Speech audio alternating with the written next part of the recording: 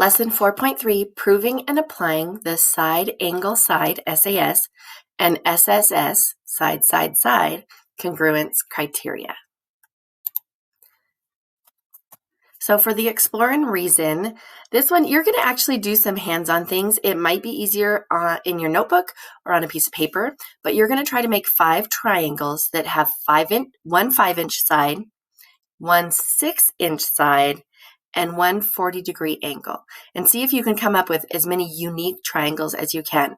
If you choose to use the tools here, you can go ahead and it says use the ruler and protractor. So there are more tools. Here's the ruler, and you can use that to help you, and you can use the protractor, and you can measure the 40 degrees and then the side lengths. So when you construct, how are the unique triangles different from each other? If you can create different triangles, how are they different? So you can do that on your own. This might be a fun activity to do on paper, like I was saying.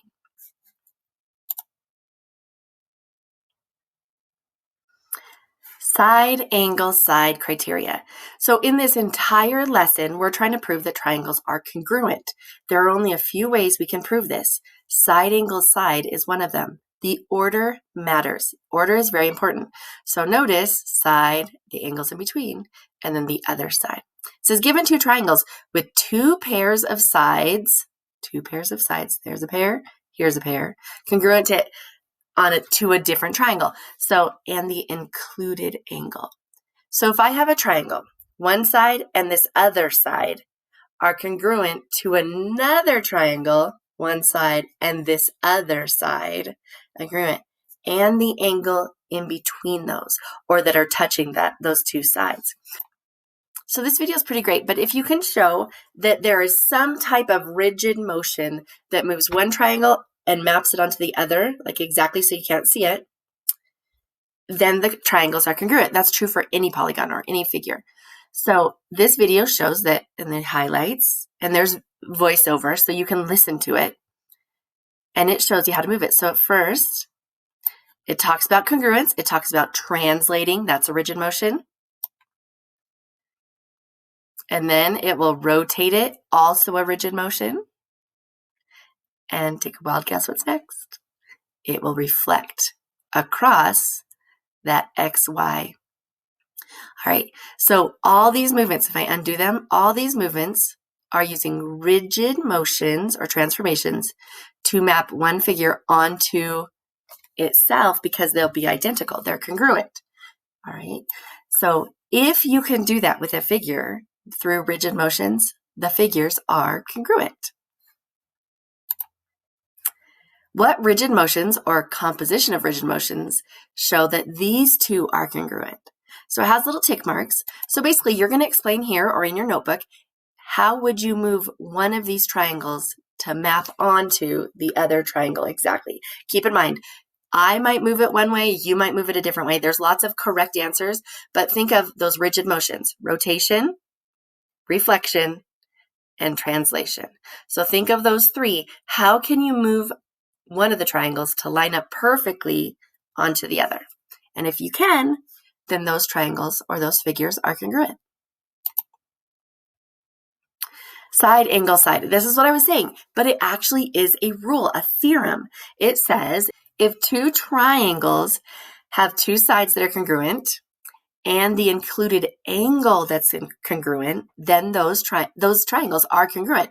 So in a proof, for example, if you're trying to prove triangles are congruent, one of the ways you can prove triangle whatever is congruent to triangle whatever the name happens to be, one of those rules is these triangles are congruent by, and then you would say SAS, or side angle side congruence. Depending on your teacher, they're going to want you to write it a certain way. So for my students, I say they can write in a proof, triangle whatever is congruent to triangle whatever, and then the reason would be SAS. Now, this is a really cool rule. This theorem, corresponding parts of congruent triangles are congruent. I want you to think about this. If you have 2 triangles that are congruent, wouldn't their parts be congruent? So let's say this segment right here, this side of the triangle. Okay, here's the triangle. This side And here's the other congruent triangle. This side, they're congruent triangles, so they have to be the same length. This rule just says if the triangles are congruent, then the parts will be. So if I'm trying to prove something is congruent, like let's say I'm trying to prove angle A is congruent to angle X. A congruent to X. First, prove that the triangles are congruent. So, hey, prove that first. Think of, you can use that SAS rule. Prove that the triangles are congruent. Once they're congruent, then you can prove or show that the parts are congruent, and the reason would be CPCTC, or corresponding parts of congruent triangles are congruent. If you cannot remember that rule, it's okay. This is what I tell my students. Explain the rule. So you could just write out on a proof, if the triangles are congruent, then all the parts are congruent, something like that. So just explain it. The wording, the exact wording isn't always important. The concept is the most important. So if the triangles are congruent, then the parts should be. Now we're going to apply that congruence. So look at this. It says Ali cuts two triangles from a rectangle. So first of all, rectangle. Think of the properties of a rectangle. Okay, so rectangles, opposite sides are congruent and opposite sides are parallel. You have those 90-degree angles in all the corners, okay, along this dashed line. So right here, here's what the earrings are supposed to look like. So we have a 90-degree angle here and here. Since we're cutting this segment B to D, I'm not going to count this angle as 90 because it's going to be cut. How can Ali show that the earrings are the same size and shape? So we're basically saying, how can we prove these triangles are congruent? Well, first of all, we using the SAS, because it tells us apply the SAS criteria. Let's find a side. These are rectangles. So opposite sides are congruent. So I'm going to write here, this is congruent to that. Those are congruent because of the definition of the rectangle. We also know another side is congruent. This is congruent to this. Now those are double tick marks. It's hard to see because I'm writing kind of squished. Okay, those are also. And in theory, we know stuff about the rectangle. We could use those parallel lines, but let's not make it too complicated. We could use the parallel lines and use information that we know about parallel lines, but I already know this is a 90-degree angle. And I know this is a 90-degree angle. Side, angle, side. So I could say in a proof, for example, because all of these lessons are getting you ready to write proofs, these triangles are congruent by SAS because AB is congruent to CD, definition of a rectangle, or you could say opposite sides of a rectangle are congruent. BC is congruent to DA, opposite sides of a rectangle are congruent. And then angle A is congruent to angle C because it's a rectangle and all angles in a rectangle equal 90 degrees and 90 equals 90. So those angles are congruent. Therefore, these two triangles are congruent because side angle side. Try it. Given that AB is parallel to CD, so this one is using the concept of parallel, and AB is congruent to CD, how can we prove that the angles are congruent? Now notice, if we're proving specific parts are congruent, you want to first prove that the triangles are congruent. You have to do that. And then you can say that CPCTC, if the triangles are congruent, the parts are congruent. Okay, so anytime a problem gives you the fact that something is parallel, you are going to use the parallel rules. There are 4. So parallel lines, if lines are parallel, then corresponding angles are congruent.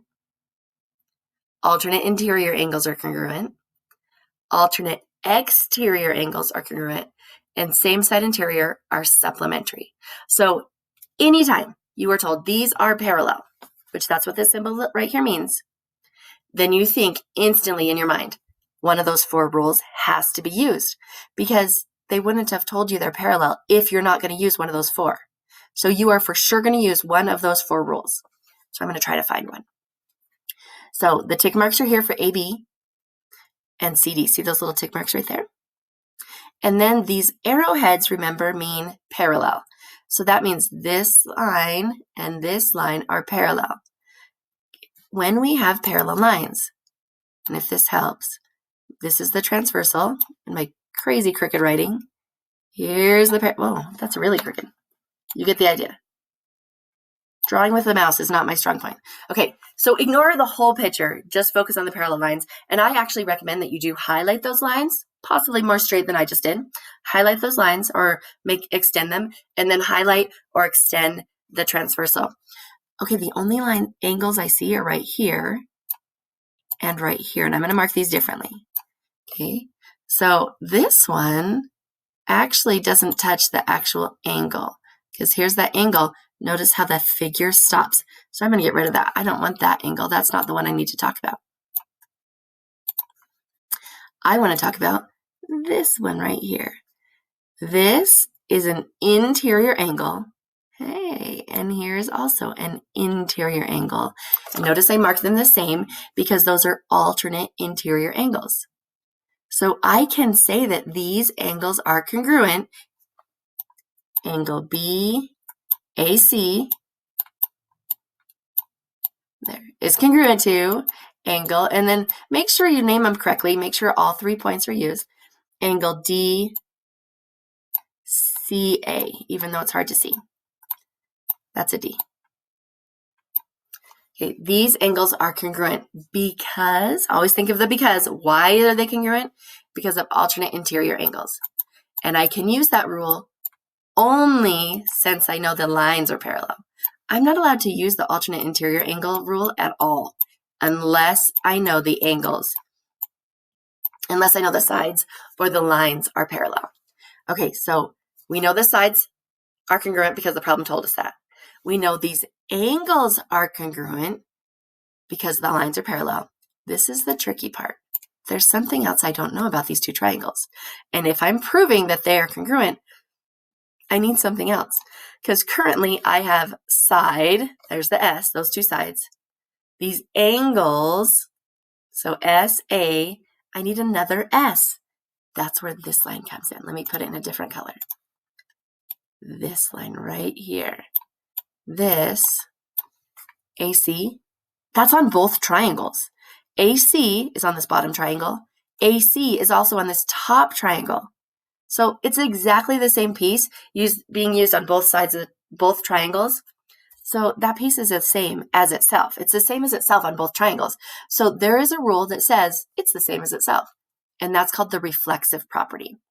And that would finalize the proof. So this triangle ADC, is congruent to triangle BCA because of side, angle, side. But that's not what we're trying to prove. We're trying to prove that the angles are congruent. Well, if the triangles are congruent, the parts are congruent. So then I can say angle B is congruent to angle D because corresponding parts of congruent triangles are congruent. There is another rule to prove triangles are congruent. It's called the side-side-side congruence. So just like side, angle, side, where the parts are congruent to other parts of two different triangles, same idea. There's two different triangles. All three sides of this triangle are congruent to all three corresponding sides of this triangle. If that is true, we can say that triangles are congruent by SSS. So here's the way we're going to prove it. Now in this proof, it kind of goes through it step by step, but here is the bottom line. The way it's proven in this case is not like a regular geometry proof. It's a transformation proof. So how can you rotate, translate, and move it, reflect, to get these to align exactly perfect on top of each other so they're mapped onto each other? And you can look through that solution. Okay, you're going to try this. Now, I really like this picture because it's saying that certain things are congruent. PQ is congruent to ST. So whatever I do to PQ, as I change it, the other triangle changes, which is kind of nice because then you can visualize it. As I change this, the other triangle changes. Now, they're not lined up perfectly, but can you tell that those are actually congruent? Okay, so they're saying all three sides of one triangle are congruent to all three sides of another triangle. No matter what I do or move, they stay congruent. Now, they could be rotated, they could be reflected, but they are still congruent. And you can manipulate this and work on it, and it says to map them onto each other. So you might need to use those, and you can check your answers here. But it's kind of nice to see how it works. Okay, determine congruent triangles. So far, we've only used 2 rules. There are more. We've used side, angle, side, and side, side, side. So you need to look at these 2 triangles, the pairs, and try to determine which rule, if any, can prove that these triangles are congruent. So here they are. If I rotated this point and turned the whole triangle, it would kind of line up with this. I might need to translate it a bit, but I have the 1 tick mark, the 3 tick marks, and these 2 tick marks. Hey, all 3 sides are congruent to all 3 sides, so that would be SSS. So go through this. Hopefully you can see what I'm looking at. Okay, be careful with this one. Notice the angle is not in between those 2 sides. So try those on your own. What additional information is needed? So they gave you some information, but not all of it. If I was trying to prove the triangles are congruent by SAS, what else would I need? Well, we have an S and we have an A. So what else do we need? We need that other S. So we've got side angle. You have to tell exactly which sides would have to be congruent for side angle side to work. And then it says by side, side, side. So if all I know is this side and this side are congruent, what other sides would I need to show that they're congruent? And order matters. If I am saying AB, see these 2 letters, these first 2 letters, AB, these first 2 letters are the corresponding parts, DE. So AB corresponds with DE. So D is like the point that matches up or corresponds with point A. And the order that is written right here is to help you know which points line up with which points and which sides. Are these congruent, basically? Are these congruent and why? So look at the markings. See if any of the rules we've gone over so far can tell you whether those are congruent or not, and then explain it. Is any additional information needed to show that these are congruent by SAS? Now, sometimes they'll ask you specifically by this rule. Other times they'll just be like, are these congruent? What rule would you use? So can you use SAS? If so, great. If not, why not? Okay, overall, 2 rules that we've done today. Side angle side, side, side, side. Those are the 2 major theorems to prove triangles are congruent. But keep in mind, we have that 3rd rule that they don't show right here, that CPCTC. If these triangles are congruent, then the corresponding parts of congruent triangles are also congruent.